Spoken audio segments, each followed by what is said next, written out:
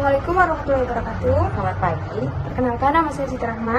nama saya Dewi Putri Kristiani. Kami dari kelompok 6 akan mempresentasikan hasil kerja kami yang berjudul Zakat. Latar belakang. Zakat adalah salah satu kewajiban umat Islam yang telah ditetapkan dalam Al-Quran dan merupakan salah satu rukun Islam yang selalu disebutkan sejajar dengan sholat. Zakat juga merupakan instrumen sosial yang digunakan untuk memenuhi kebutuhan dasar fakir dan miskin. Menurut istilah, dalam kitab Al-Hawi, Al-Mawardi mendefinisikan zakat dengan nama pengambilan tertentu dari harta tertentu, menurut sifat-sifat tertentu dan untuk diberikan kepada golongan tertentu.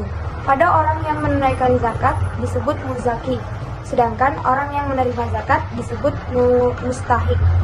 Selanjutnya, rumusan masalah yang akan kami bahas di sini ada yang pertama yaitu pengertian zakat, infak dan sedekah. Yang kedua, sumber hukum zakat. Yang ketiga, syarat dan wajib zakat. Yang keempat, penerima zakat atau mustahik. Yang kelima, orang yang tidak boleh menerima zakat.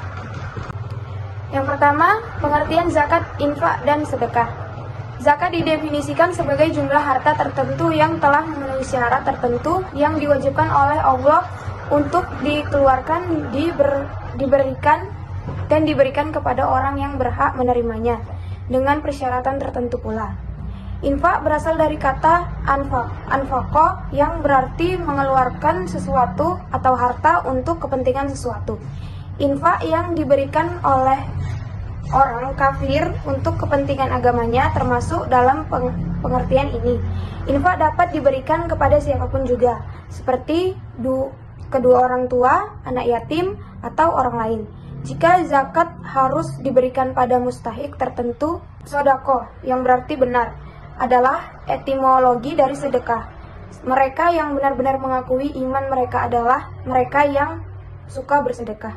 Menurut istilah syariah, arti sedekah dan infak sama, termasuk hukum dan persyaratan. Namun, sedekah memiliki arti yang lebih luas, mencakup hal-hal yang tidak material. Selanjutnya, sumber hukum zakat. Sumber hukum zakat itu yang pertama Al-Quran, yaitu ayat-ayat yang turun di Madinah menegaskan bahwa zakat itu wajib dengan perintah yang tegas dan arahan yang jelas untuk dilaksanakan. Dirikanlah sholat dan bayarlah zakat oleh kalian. Quran Surat At-Taubah 2 ayat 110. Beberapa ayat dalam surah 9 At-Taubah dalam Al-Quran membahas banyak tentang zakat, seperti ambillah zakat dari sebagian harta mereka, dengan zakat itu kamu membersihkan dan menyucikan mereka, dan berdoalah untuk mereka. Selanjutnya, As-Sunnah. Abu Hurairah berkata, Rasulullah bersabda, siapa yang dikaruniai oleh Allah kekayaan tetapi tidak mengeluarkan zakatnya, maka pada hari kiamat nanti ia akan didatangi oleh seekor ular jantan gundul yang sangat berbisa dan sangat menakutkan dengan dua bintik di atas kedua matanya. Selanjutnya, syarat dan wajib zakat atau muzaki. Syarat dan wajib zakat muzaki yang pertama, Islam. Berarti mereka yang beragama Islam, baik anak-anak atau dewasa, sehat atau tidak. Yang kedua, merdeka. Berarti bahwa seseorang tidak dibudak dan memiliki kebebasan untuk melakukan dan menerapkan seluruh syariat Islam. Ya, dan yang ketiga, memiliki jumlah harta yang wajib zakat dan cukup haul. Kemudian, syarat harta kekayaan yang wajib dikeluarkan zakatnya atau objek zakat. Yang pertama, halal. Yang kedua, milik penuh. Yang ketiga, berkembang. Yang keempat, cukup nisab. Yang kelima, cukup haul. Yang keenam, bebas. Yang ketujuh, lebih dari kebutuhan pokok. Penerima zakat atau mustahik. Yang pertama, fakir. Orang yang penghasilannya tidak cukup untuk memenuhi kebutuhan pokok mereka, sesuai dengan kebiasaan masyarakat tertentu disebut sebagai fakir. Menurut jumhur ulama fikih, fakir adalah orang yang tidak memiliki harta dan penghasilan yang halal, atau menurut mazhab Hanafi, harta mereka kurang dari nisab zakat. Selanjutnya, miskin. Miskin menurut mayoritas ulama adalah orang yang tidak memiliki harta dan tidak memiliki pencarian yang layak untuk memenuhi kebutuhannya. Selanjutnya, amil zakat. Amil zakat adalah semua orang yang melakukan hal-hal yang berkaitan dengan pengumpulan, penyimpanan, penjagaan, pencatatan, dan penyaluran harta zakat. Selanjutnya, mu'alaf. Kelompok masyarakat yang berhak menerima zakat dari kuota ini, yaitu yang pertama, orang-orang yang dirayu untuk memeluk Islam. Yang kedua, orang-orang yang dirayu untuk membela umat Islam. Yang ketiga, orang-orang yang baru masuk Islam kurang dari 1 tahun masih membutuhkan bantuan untuk menyesuaikan diri dengan kondisi baru mereka. Selanjutnya, hamba yang disuruh menembus dirinya. Yaitu mayoritas ulama fikih atau jumhur berpendapat bahwa karena golongan ini tidak ada lagi, zakat harus diberikan kepada golongan mustahik lain. Namun, beberapa ulama berpendapat bahwa golongan ini masih ada, yaitu tentara muslim yang ditawan. Kemudian selanjutnya orang yang berhutang atau gharim. Orang berhutang yang berhak menerima kuota zakat golongan ini adalah yang pertama, orang yang berhutang untuk kepentingan pribadi yang tidak dapat dihindari dan memenuhi syarat-syarat. Yang kedua, orang yang berhutang untuk kepentingan sosial. Yang ketiga, orang yang berhutang karena menjalani utang orang lain ketika yang menjamin dan yang dijamin keduanya berada dalam kesulitan keuangan.